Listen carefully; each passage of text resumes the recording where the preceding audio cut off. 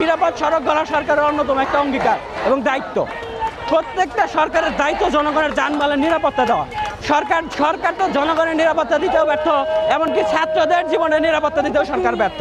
তাই ছাত্রদের, জনগণের, সর্বোপরি এই অঞ্চলের মানুষের জীবনমান নিশ্চিত ও রাস্তাটি সুন্দরভাবে নির্মাণের জন্য একটা ফুট ফ্লাইওভার না হওয়া পর্যন্ত আমরা এখান থেকে যাব না। আমার ভাইয়েরা এই সড়ক পারাপার হতে গিয়ে তাদের জীবন দিতে হয়েছে।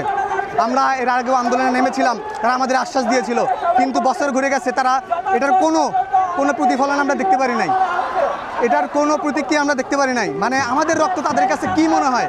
আমরা কি সস্তা? আমরা কি উড়ে এসেছি? এরপরে আমাদের ইয়াসিন কালকে ইন্তেকাল করেছে। কেন এত অমনোযোগী কেন আমাদের জন্য?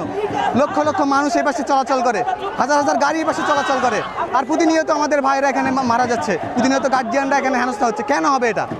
আমরা এর আগেও তাদেরকে বলেছি, সতর্ক করেছি, এখনও সতর্ক করছি। তারা আজকের এই দাবি যদি না মানে, তাহলে আমরা এখান থেকে উঠবো না। যতক্ষণ পর্যন্ত আমাদের নিরাপত্তা নিশ্চিত না করতে পারছে যে, ততক্ষণ পর্যন্ত আমাদের এই আন্দোলন অব্যাহত থাকবে, এবং এটাই আমাদের লাস্ট করা, এটা আমাদের ফাইনাল কথা। তামিল মিল্লাতের শিক্ষার্থী ইয়াসিন আলী, নবম শ্রেণীর শিক্ষার্থী ইয়াসিন আলী কালকে সড়ক দুর্ঘটনায় এখানেই অন দ্য স্পট মারা গিয়েছেন। এটা মারা যাওয়ার পিছনে যারা দায়িত্বরত ছিল তাদের অবহেলা এবং তাদের বিভিন্ন গাফিলতির কারণে আমাদের ইয়াসিন আলী নামে একজন শিক্ষার্থী মারা গিয়েছে। আমরা গত 16 সালে আমাদের আরেকজন শিক্ষার্থী ভাই মাহবুব নামে একজন শিক্ষার্থী ভাই মারা গিয়েছে। তখন আমরা দাবি জানিয়েছিলাম যে এই তামিল মিল্লাতের আশেপাশে প্রায় 14,000 স্টুডেন্ট এখানে পড়াশোনা করে। এই মিল্লাতকে কেন্দ্র করে এখানে অনেকগুলো হ্যাফখানা, অনেকগুলো প্রতিষ্ঠান গড়ে উঠেছে।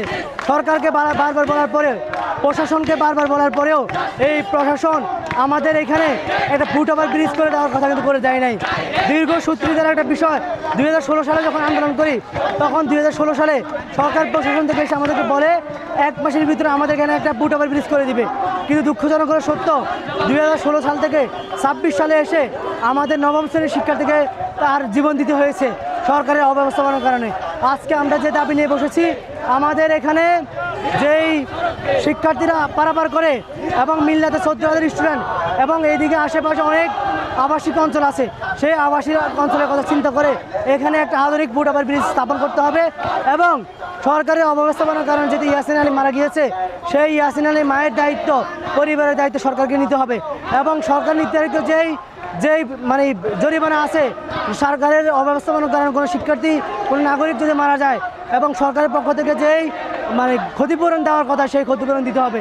আগামী 24 ঘন্টার ভিতরে এবং আগামী কয়েক ঘন্টার ভিতরে আমাদেরকে আশ্বাস দিতে হবে, এবং লিখিত দাবি দিলে জেলা প্রশাসক অথবা সিটি প্রশাসক যদি এসে যদি আমাদেরকে লিখিত দেয় যে ওনারা আগামী 15 দিনের ভিতরে বা আগামী 1 সপ্তাহের ভিতরে ওনারা এখানে দৃশ্যমান কাজ শুরু করবে, তাহলে আমরা রাজপথ ছাড়ব। এছাড়া আমরা আমাদের দাবি থেকে 1 চুল পরিমাণ ছাড়ব না, ইনশাআল্লাহ।